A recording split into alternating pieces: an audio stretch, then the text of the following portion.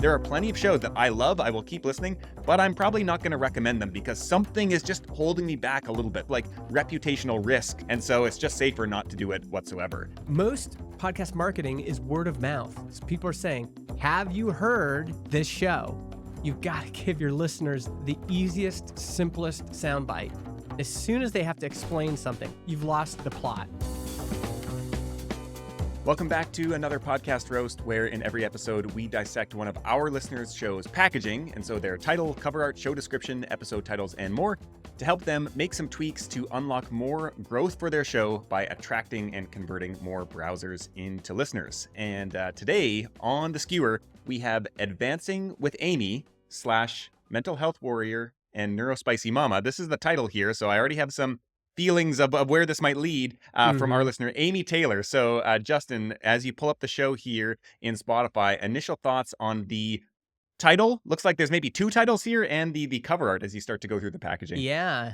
If this podcast was just called Mental Health Warrior with that cover art, the cover art is it's like a brain, but it's like got all these like plants and flowers growing out of it, and looks pretty cool. The actual typography is great.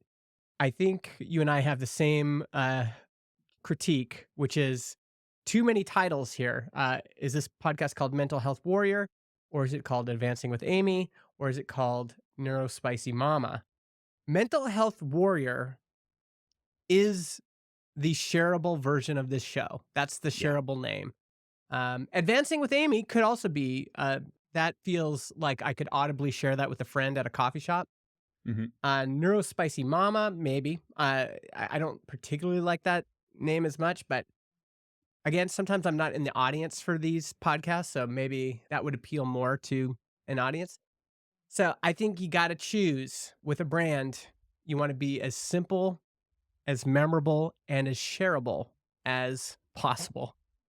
Yeah. It's interesting to me looking through this, like any one of those three could potentially serve as the title. Like I could totally see a show called Neurospicy Mama. Like that feels like it's very clear who that would be for and maybe what it's kind of evocative of what it would be for.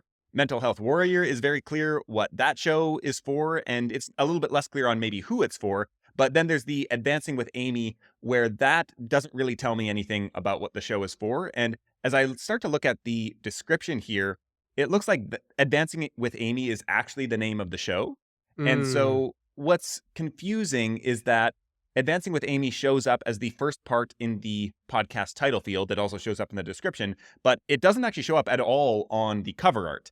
And so I wonder if part of what Amy is doing is maybe she's kind of like updating bits and pieces here and kind of shifting her branding over time, which is something that is a pretty smart way to do that if you know you're going to do that at some point. But maybe she realized that Advancing with Amy does not really give you much on the cover art to make a decision about whether or not this show is for you. And so she changed that up to speak more to what the show is about and what it's for with the cover art, which, like you mentioned, I really like. I think this is strong cover art. It looks great. It's got great typography. I love this kind of flowering and growing brain with a bunch of stuff growing out of it. It's a kind of cool illustration. So cover art is great. I think the confusion starts with the actual title, where we've got some clarity, but we've also got a lot going on, and it's hard to kind of understand what this is on the surface.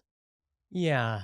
And I think if you're doing a brand transition, the best place to do that is actually in the description. So you could say, welcome to Mental Health Warrior, previously Advancing with Amy. I think that would be a fine place to do it. Even actually searching for this show, I had a little bit of a hard time in Apple Podcasts because I didn't know what to search for. You also have to imagine if you're recommending a show to a friend and you say it's called Advancing with Amy, and they search that, but then the only cover art they see says Mental Health Warrior. Yeah. There's confusion, right? So Advancing with Amy doesn't show up on the cover art as well. And this is kind of what marketing is.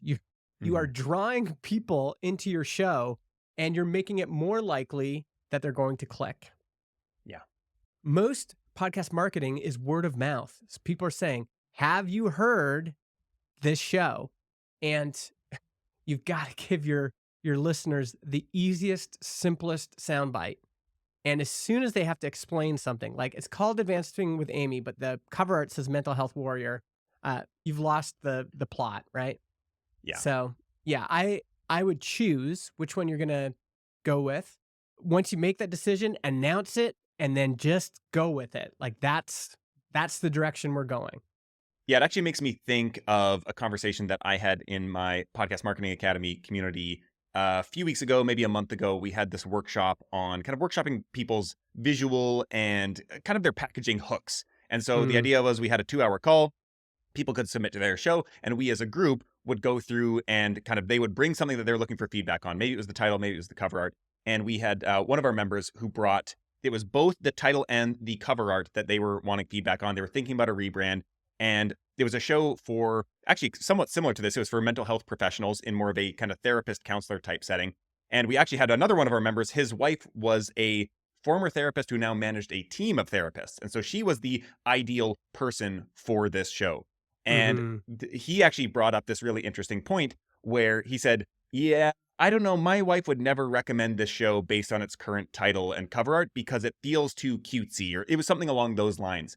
And mhm, I think that this is something where I encounter this all the time, where there's a show that I like, but it just feels like, uh, I think it might make me look a little bit bad if I recommend this to the wrong person because it's mm, unclear or it's making them do work or it yeah, reflects poorly on me somehow because the cover art isn't great or the title isn't clear or it seems to hint at something that it's not. And I have to add all this additional justification or caveats or say, like, okay, don't worry, the audio quality is terrible, but the content's really good if you get into it. mhm, Like, we never want to mhm, put the people who are going to be recommending the show for us, we don't want to have to offload that work to them. We want to make it yeah, as easy as possible. And as I've been thinking a lot more about kind of recommendability recently, I've realized that it's a pretty high bar to get a listener into your show in the first place, but it's actually a even higher bar from all of your packaging and the content to get somebody to talk about it. And I yeah. think this kind of like the story that I just shared is something that speaks to that, where there are plenty of shows that I love, I will keep listening, but I'm probably not going to recommend them because something is just holding me back a little bit. There's a bit of like reputational risk to me sharing that publicly. And so it's just safer not to do it whatsoever. And so I think that this is something to think about is that, yeah, word of mouth can be one of the biggest sources of growth for a show, but we have to make it really, really easy and not give our existing listeners who already like the show any reason to kind of doubt whether or not, the point is going to get across to the person they're recommending it to. And this is why I think we've talked about the listener survey. And Hmm. I actually have a sample on the Transistor website. We can link it in the description. But I like asking these questions, which is like, have you ever told your friends, colleagues, or social media followers about the podcast? What motivated you to share it? Did you share a specific episode? And actually, I think I'm going to add a follow up question, which is there anything holding you back from sharing our podcast? Yeah. Right? Like, let's get honest about why are you sharing or not sharing the show, and be open to people saying, your title's kind of cringy, or, in the podcast, you have a squeaky chair, and I just can't recommend a show with bad audio. Not to say all the qualitative feedback you're going to get is you should take action on all of it. You just take it and then you process it and you're looking for how to make the show better. So Yeah. back to this show, I think the cover art's great. And I think we just need to settle on one brand. I think some of my confusion, and maybe we'll get into this a little bit with the description, but before we get into that, one of the things that I'll say is that so Mental Health Warrior, I kind of get a sense that this is maybe like an advocacy style show, that it's speaking up for people who are neurodiverse and not neurotypical. The Hmm. then Neurospicy Mama, that makes me, so that is on the cover art and in the title. That makes me wonder, like it certainly is probably going to appeal to a certain segment of the audience, but it makes me think, is this a parenting show for Mm, neurodiverse moms, or is that just kind of to say this is probably who's going to like the show, and this is reflective of the host, and probably if you're in that same category, you're going to like this as well. So I think hmm. even those two things, regardless of the advancing with Amy, I think there's still a little bit of confusion there, that it tells me what the show is about. It doesn't quite give me the angle yet, but I think it gives me enough, specifically the cover art. I'm like, okay, this looks legitimate. It looks professional. It tells me mental health warrior in big text. And so that I think is going to draw me in if I'm a member of this audience and looking for a show on the topic. So I think cover art is close to a 10 out of 10 almost, I would say. Mm-hmm. And I might change that Neurospicy Mama. Maybe you leave it in. Title, there's some room for improvement there, but maybe let's move to the description next and see if we get any of our questions about the show answered. Sure, let me read it for you. Welcome to Advancing with Amy, where we discuss mental health, neurodiversity, and everything in between, with my guests who are either professionals on these issues or have lived experience. Hope you enjoy. Check out my uplifting affiliate link below for some here and happy modern mindfulness meditations. And then there's a link.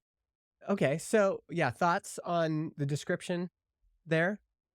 Yeah, so when I pull it up here, so this is a very short description, and we've got that affiliate link that here in Happy Modern Mindfulness Meditations is all caps, and then a kind of ugly link here. So it's it's for somebody else, Sage Grayson, it looks like, .mykajabi.com/a/ a bunch of numbers / a bunch of letters. And it just doesn't look very clean or professional. And so that like kind of draws my eye to it before I even start reading the description. And so that would be truncated when I initially open up the page. But as soon as I click read more, then, I'm going to see that. And so that's kind of just pulling my eye down there. And it's not really a great first impression. That's something that I would do away with there. I might have that in every single episode show notes. If you got this affiliate link and you talk about it in the episode, I would put that in there. No problems whatsoever. But I think in the show description, where this is the first impression where people are still very much on the fence and can very easily leave, I would not want to give them any reason to think that this is not going to be worth their time. And I think what's going on here mentally for me is that I get the marketing angle of this, of that maybe you talk about this thing quite a bit and you want it to be easy for people to find who listen to the show regularly.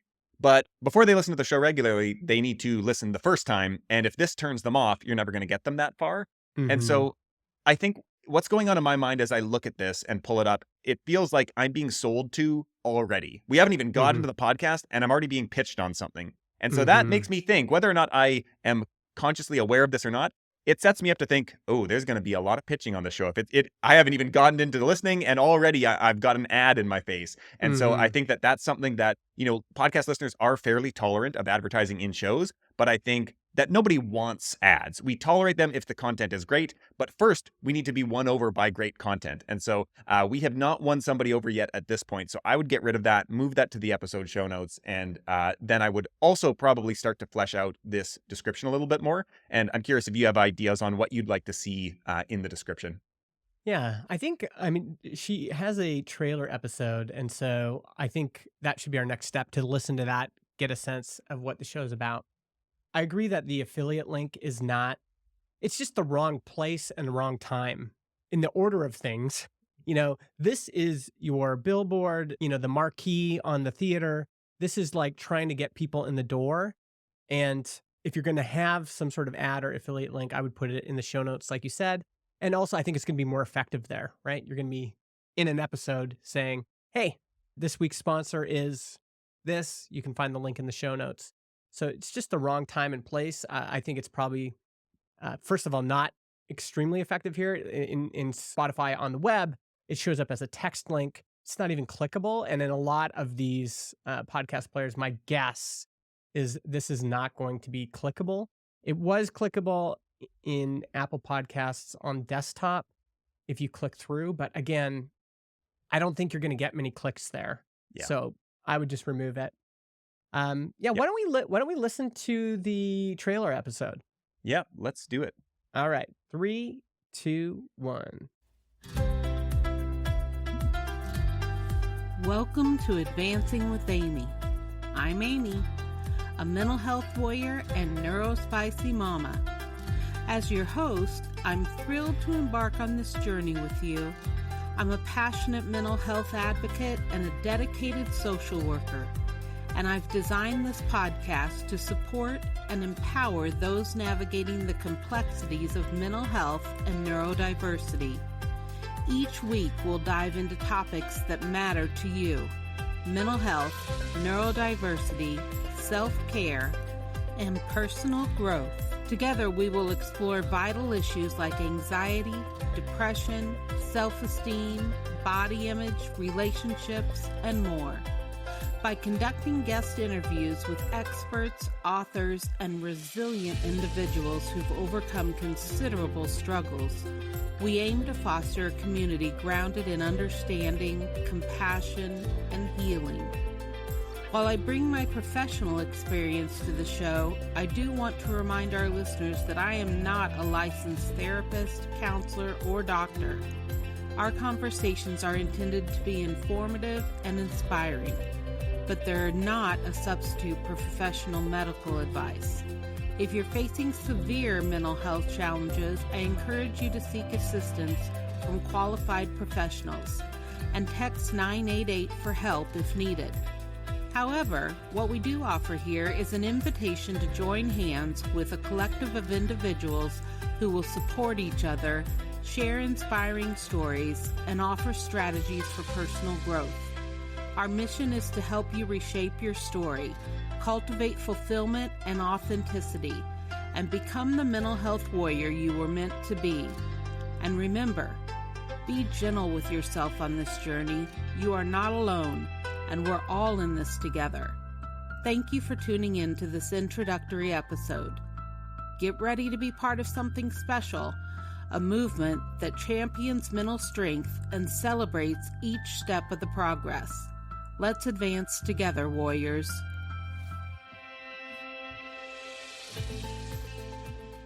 All right. Yep. So, thoughts on the trailer?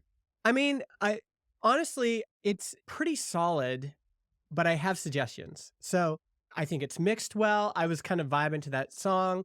She's very gentle. Like, you get the sense right away. Like, I felt at ease with her. I felt like she's got this gentle, calming voice. She seems to care. Like, that all came through in the trailer. Mm-hmm. And in terms of like just being professional and like a good kind of line drive, I felt like, yeah, she did well there. I do have some suggestions I think we can get to maybe after your thoughts, but if you wanted to do some experiments, I can think of some things she could try. Okay, I'm excited to hear those. So, my initial impression, like you, the audio quality feels professional. Music feels well mixed. I think almost the music was a tad loud to my A little bit ears, loud, yeah.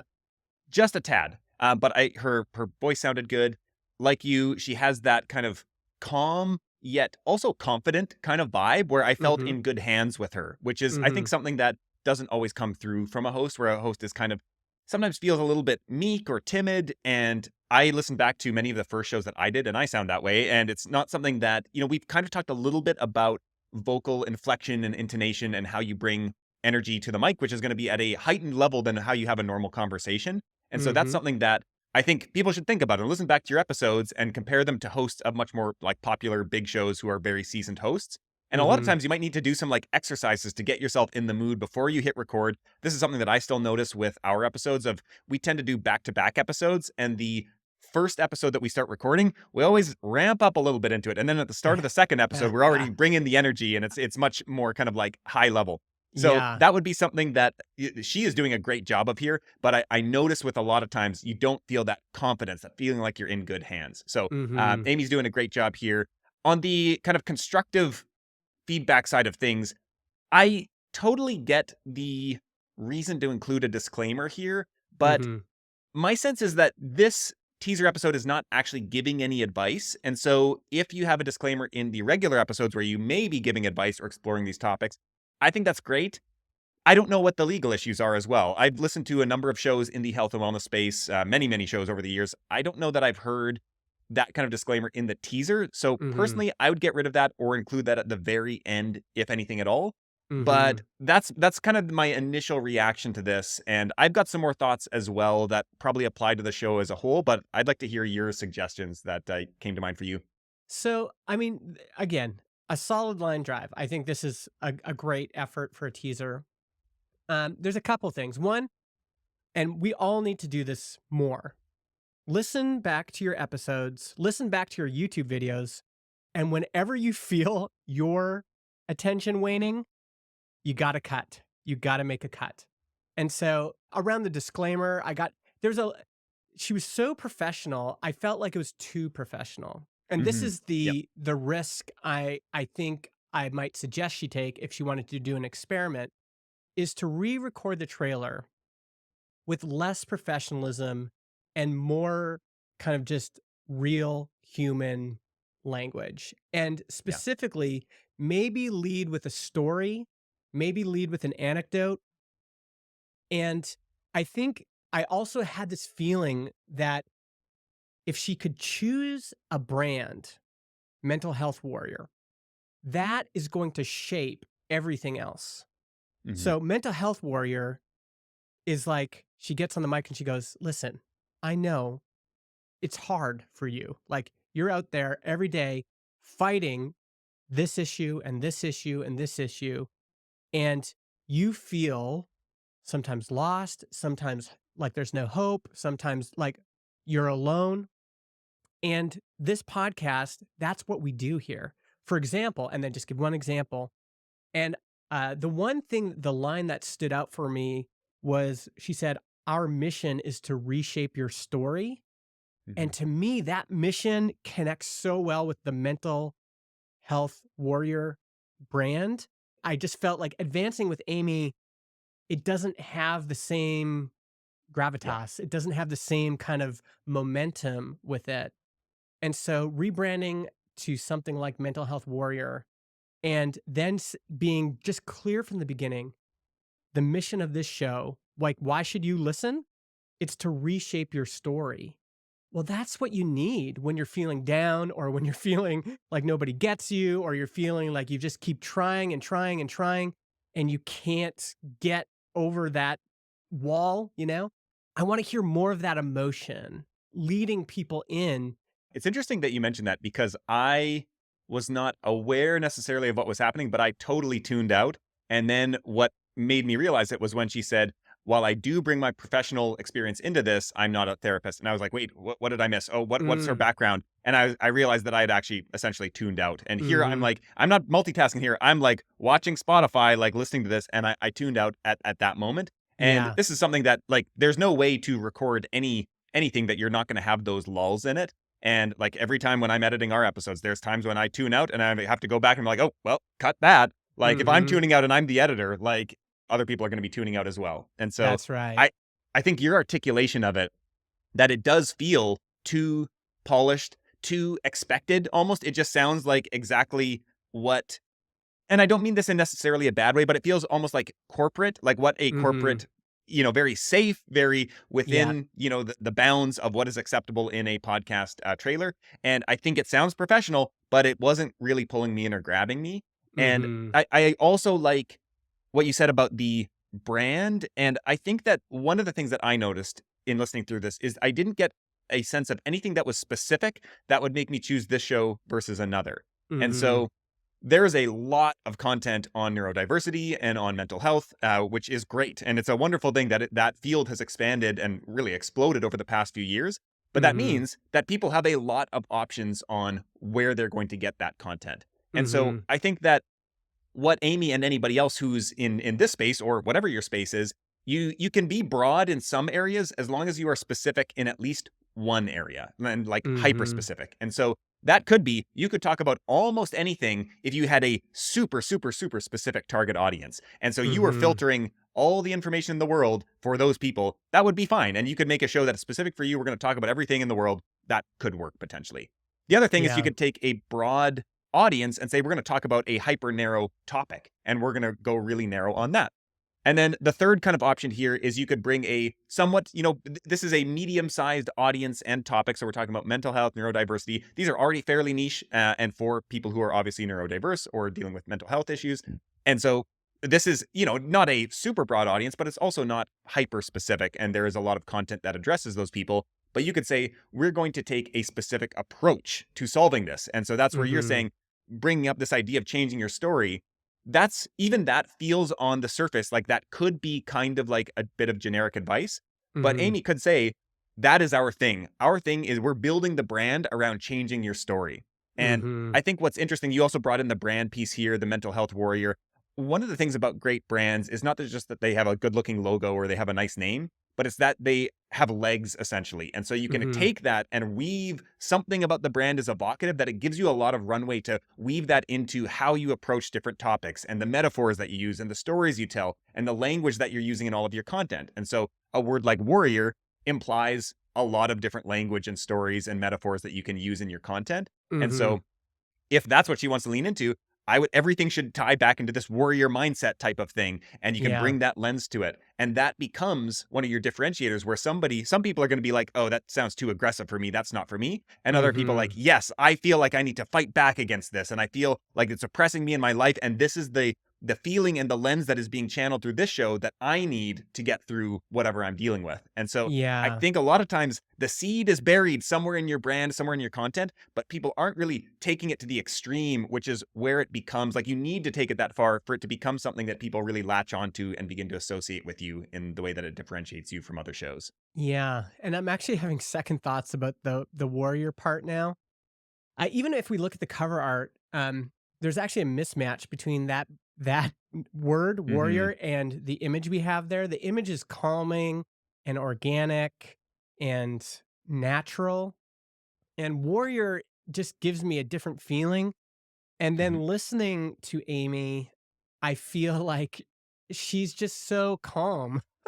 She's just so like so maybe she wants to lean into that brand, but I think if you lean into that brand, it's gonna feel different. It's gonna be like Warriors like, "All right, we're gonna do this. Come on, we're in the trenches." Yeah. Whereas mental health balm, going to battle and like we're going to reshape your life. Yep. So, like reshaping mental health could also be a a brand, you know? And so this is why branding's so challenging, Yeah. but I do think, yeah, there's something to play with there, and maybe warrior's not the right word. Yep. The other thing I thought of is I think we don't think enough about jobs to be done and how those jobs get done. Hmm. And so you can also create a show. Here we have a show where it's an interview show, and that might be perfect. But I think sometimes going back to the audience, who is this for? What do they need? Why are they here? And then asking the question, what is the best delivery mechanism for that message? Yep. And I think sometimes we default to interview shows, but I can think of a show where it's like, hi, everybody. This is Reshaping Mental Health with Amy. And every morning I greet you with a morning message. And then every evening we finish the day with an evening meditation. Hmm. And the purpose of the morning message is to help you overcome the obstacles you're going to face that day. I know how hard it is to be neurodivergent or to have mental health issues, and it's just all weighing you down and you feel hopeless. But the morning message is always about hope, giving you strength, helping you get through your day. And then we do an evening meditation, and that's to calm you down, to remove your anxiety before bedtime, and to ease you into a restful sleep. And this is a structural decision you're making about the show because you're saying, who is my audience? What do they really need? And what's the best delivery mechanism for that message? And when we start that way, instead of saying, like, I'm passionate about this topic and I'm going to start a podcast and I'm going to do an interview show because that's what people do, I think there's other ways to structure a show. And I'm encouraging all of the folks watching to think about that, to think, you know what, maybe I need to go back to the basics and re examine who the show is for, what we're trying to accomplish, and then to go, okay, what's the best structure? What's the best delivery mechanism to deliver that message? I think both on in terms of content delivery as well as branding, one of the things that I like to think about when starting a new show, and this will just be intuitive to you if you've been in your space a long time, but if you're going into a new space, you'll need to do some research. But just get a sense of like, what are other people already doing and what are they not doing? And you want to actually look for the stuff that people are not doing. And sometimes there might be a good reason for it. And other times, more often, in fact, it's people cluster around the same thing that they saw other people did it. And interview shows is a great example of this. Most people get into podcasting listening to interview shows. And so when they go to start a podcast, they default to an interview style show because maybe they haven't listened to a solo show before or some other format that's more creative or unique. And it makes me think of, I've never been to art school, but I've heard that in a lot of like visual arts and painting and drawing, one of the exercises that you do a lot of at the start is actually drawing an object by looking at the negative space around it. And I think this is actually the same thing where you're not tracing the object that you see in front of you, you're tracing the negative space that is framed by the object. And I think that this is one of those difficult skills that really successful creators eventually find their way to seeing, okay, everybody's doing this. So I actually want to look past that and look into that negative space and see what is nobody doing. And is there a reason that they're not doing it? Or is it just because everybody kind of followed the same thing everybody else was doing? And there's a huge opportunity here to do something unique and creative. So both branding, content formatting are both ways that you can apply that to your show. Okay, so moving on to the episode titles and maybe custom artwork, what are you seeing here as you do the scroll test? I mean, they seem reasonable. Some are topical: bullying, depression, drug addiction, and recovery. Some are a little bit more like unroll your yoga mat and transform your life. From victimhood to victory through personal development. Creating Moody, a doll for emotional management. And these are interviews. At each interview, there's an image of the person she interviewed. Yep. And it all seems reasonable. I think the challenge that I'm kind of feeling is that because there's so many shows in this category, it can feel a little bit generic. Like if you don't know who this person is, the image isn't really helping me click through on the episode. And even like a title from victimhood to victory through personal development is just a little bit too generic. Yeah. Also, I would say there's welcome to another episode of Advancing with Amy is sometimes the beginning of the description. We want to get to the meat and potatoes right away. There's also some markdown in these show notes, which so maybe it's not being rendered correctly when it comes out of the podcast hosting provider. But journey from mom to burnout to rediscovering your passion. I think we're looking for something a bit more juicy, something that's going to bring people in. Again, some of these titles are fine, and some of them I think there's an iteration on top that might help.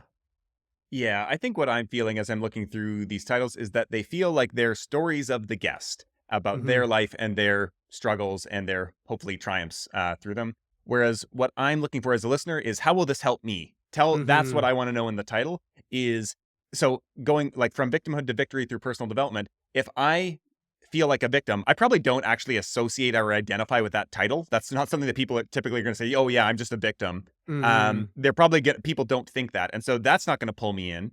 And so I think about some of these, like, I want to know, like, bring it back to me as a potential listener and what was shared by the guest in this episode that is applicable to me. And I don't care about the guest story yet. I will be made to care once I get into the episode and I find, oh, this person's really interesting, but you got to win me over with like some cheese to get me to follow that. And so I think that's where I would go with these titles, is really think about like, what is the thing that that is urgent about this episode, that I've already got my podcast feed is queued up with a bunch of episodes I want to listen to.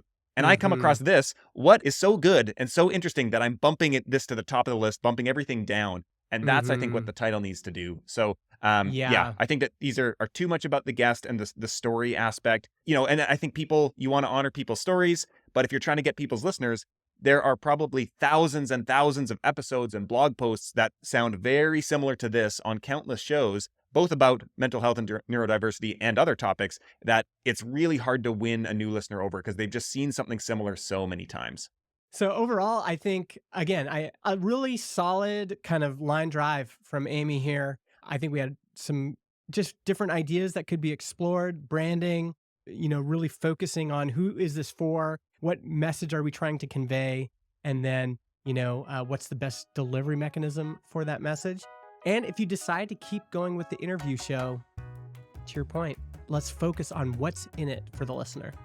So if you are watching and want to submit your show for a roast of your own, you can head over to our show, Podcast Marketing Trends Explained, leave a review and include the name of your show, and we will add it to the hat and potentially skewer and roast it in an upcoming episode.